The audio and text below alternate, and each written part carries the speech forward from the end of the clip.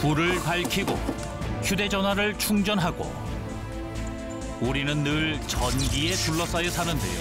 그런데 우리는 전기 사고로부터 안전하다고 장담할 수 있을까요? 잠시 방심하는 순간 재산은 물론 생명까지 빼앗는 무서운 참사로 번질지 모릅니다.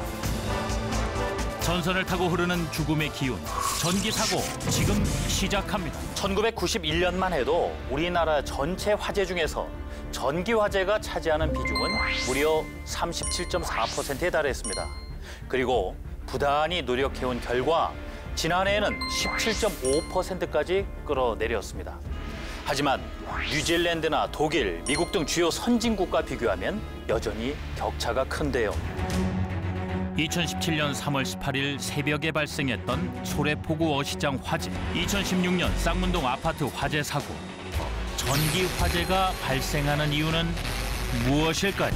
상인들이 영업을 하기 위해 하나둘씩 좌판을 정리하기 시작합니다. 역시 전기선이 빠질 수 없죠. 이 전기선은 어디에 연결한 것일까요? 선을 따라가 봤습니다. 노점상 여러 곳에서 전기 연장선을 사용하는 탓에 상당히 어수선해 보입니다. 관찰할수록 상인들의 안전 불감증이 심각해지는 상황입니다. 심지어 피복까지 벗겨진 전선, 이런데도 가만히 놔둬야 할까요? 하이힐이나 유모차 등 수많은 사람들이 전선을 밟고 지나가다 보면 자연스럽게 균열이 가게 마련입니다.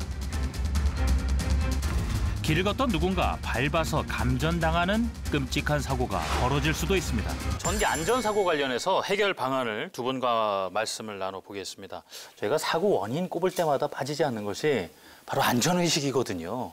전기 사고 역시도 이 각자의 사용자든 이 마음가짐이 중요하지 않을까 싶은데 두 분 생각 어떠실까요? 안전에 있어서 가장 중요한 게 바로 제도와 의식이죠.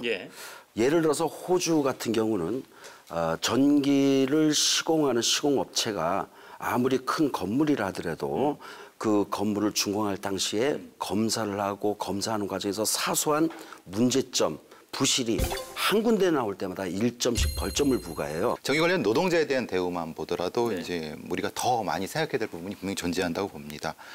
뭐 팔에 간단한 고무 정도만 끼고 작업하시는 분들이 이제 작업하다 돌아가셨는데 실제로 이제 한전에 있는 상황판을 보면은 재해자 수가 0인 겁니다. 그러니까 사망자가 없는 거죠. 거기서 일하시는 분들에 대한 재해의 의식 자체가 사실 많이 낮은 거죠. 주변이 안전을 지킨다, 안 지킨다 눈치 볼 일이 아니라 나부터 솔선수범해서 안전을 실천하는 것, 이것이 진정한 안전이라고 보여집니다.